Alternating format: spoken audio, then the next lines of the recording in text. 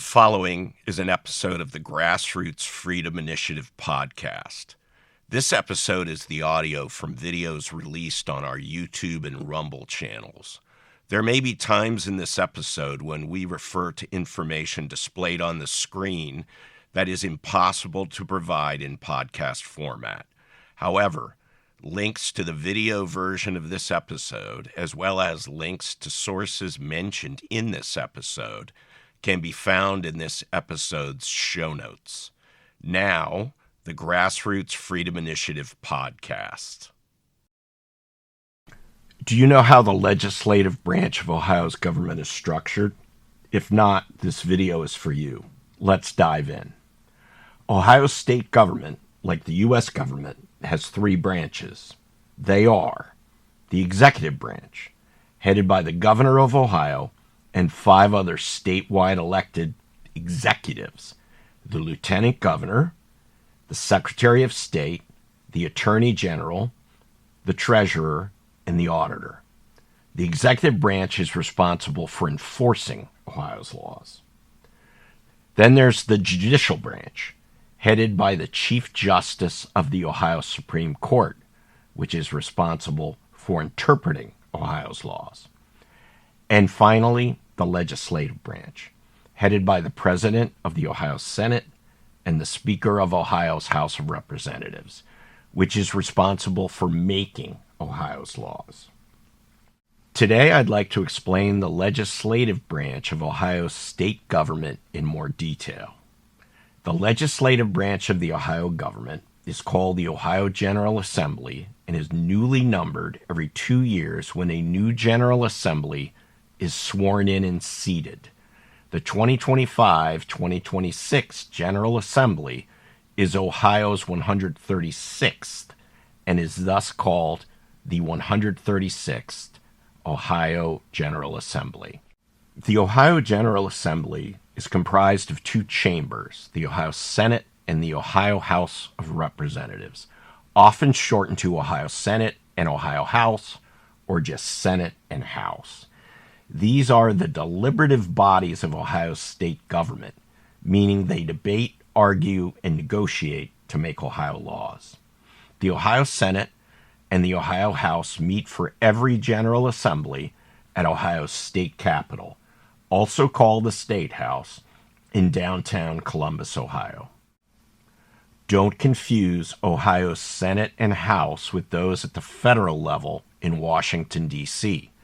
When someone in Ohio refers to their senator, you might want to ask them if they're referring to their senator in Washington or Columbus. The same goes for their representative, or what's also referred to as their House member. The Ohio Senate has 33 members who serve 4-year terms. They are referred to as Ohio senators or simply senators. The Ohio House has 99 members who serve 2-year terms. They can be referred to as members or representatives, so don't let this confuse you. Ohio senators and Ohio House members serve constituents in their districts. There are 33 Senate districts and 99 House districts in Ohio. Each Ohio Senate district is comprised of 3 Ohio House districts. Election of all Ohio House members takes place every 2 years in even-numbered years. Ohio's next House of Representatives election will be in 2026. Senate elections are also held every 2 years in even-numbered years. Ohio's Senate elections occur in 2 classes. 17 members are elected with one Ohio House election, and 16 are elected with the next House election.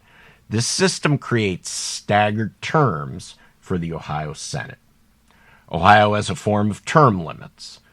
Ohio senators are limited to serving 2 consecutive terms, totaling 8 years. Ohio House members are limited to serving 4 consecutive terms, totaling 8 years. However, Ohio has no lifetime limits on terms. Senators who have termed out can run for the Ohio House, and termed out House members can run for the Ohio Senate. A senator or House member can also sit out one term and be reelected to the same body, meaning a senator would have to sit out 4 years and a House member 2.